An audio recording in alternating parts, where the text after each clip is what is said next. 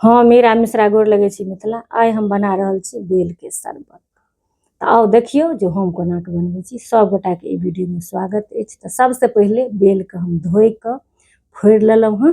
देख सकै छी अहाँ सब एकदम पाकल बेल छै। ई अहाँ के अपन मिथिला के बेल छी और हमरा सनेश के रूप में भेटल अछि। एहिमे से हम बिया हटा दै छियै जे बिया के संगे लस्सा रहै छै। तऽ पूरा तऽ नहीं होइ छै लेकिन जतेक संभव होइ छै तो पूरा हटा देबै ना तो ओहिमे से लस्सा निकलि जायत तऽ नीक होइ छै।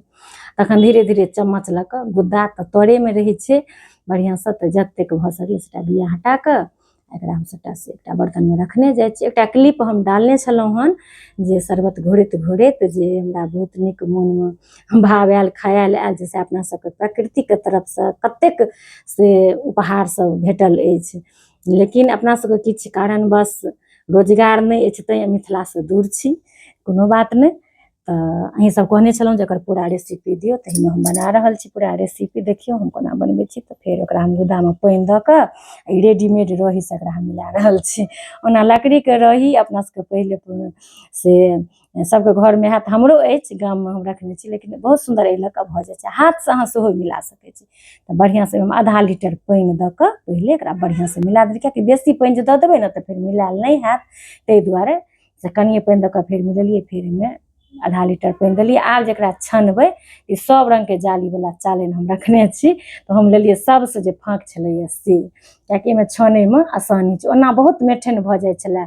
बहुत दिन पहिले हम बड़का जे चाय छन्नी होइए नमहरवला ओहिमे छानै छलहुँ तब बहुत समय लागि जाइ छलै, मेठनि होइ छलै। लेकिन एहिमे जे हम छानै छी तैँ हम कहने छलहुँ जे हमरा ओतेक मेठनि नहीं होइए। तऽ अगर जे नहीं बनबैत हैब एनासँ जरूर बनाएब और जे बनबैत हैब सेहो बताएब।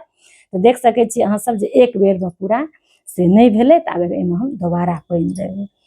तऽ फेर एहिमे हम पानि दऽ रहल छियै। कुल मिला कऽ हम 1 लीटर पानि देलिए। 3टा हमरा छोटे छोटे बेल छलै मझिला साइजके, अहाँ सब देखने छलिए।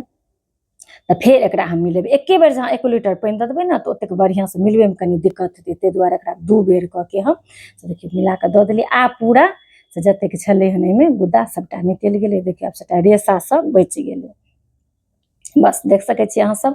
तऽ सहीमे अपना सबके तऽ बहुत रास एहन एहन प्रकृतिके तरफसँ उपहार अछि जे सेब संतरा अंगूर खाइके कोनो जरूरत नहि। तैँ पहिलका लोक एतेक मजबूत रहै छलखिन हन। और देखियौ एहिमे चीनी देलिए तऽ कनि बहीर होइ छै ताहि दुआरे कनि हम देलिए बेसी चीनी। ओना जिनका चीनी मना हैत से नहीं देबै एतेक। ओकर बाद हम अपन मिथिला स्टाइलमे एकरा घोरि घोरि कऽ शरबत बना रहल छी। नहीं तऽ हम चीनी बुकि कऽ रखने रहै छी डस्ट बना कऽ तऽ ओ दऽ दैतिए तऽ तुरन्ते मिल जेतै। लेकिन संजोगवश हमरो खत्म छलैए तऽ हम अपन दऽ कऽ। और ई बहुत नीक कनि शरबत घोँटबाको चाही, ओहो दैतिए तऽ कनि ऊपर नीचाँ मिलेबे करितिए जे एकदम स्वाद अबै छै, फेनाइ छै। देख सकै छी अहाँ सब। तऽ एकरा अपन सबके स्टाइलमे शरबतके घोँटि कऽ सबटा चीनी मिला देलिए। दाना पैघ छलैए। तकर बाद भऽ गेलै बेलके शरबत। एहिमे और अहाँ सौंफ बुकि कऽ दऽ सकै छी ऊपरसँ, जेना सजा कऽ पीबू ओ तऽ बुझिते छी। लेकिन एकटा ऑर्गेनिक अपन ओरिजिनलके एकटा अलग स्वाद होइ छै। तऽ जखन जेहन ई तऽ बेसी काल हम बनबै छियै तऽ जखन जेहन मूडपर निर्भर रहै छै।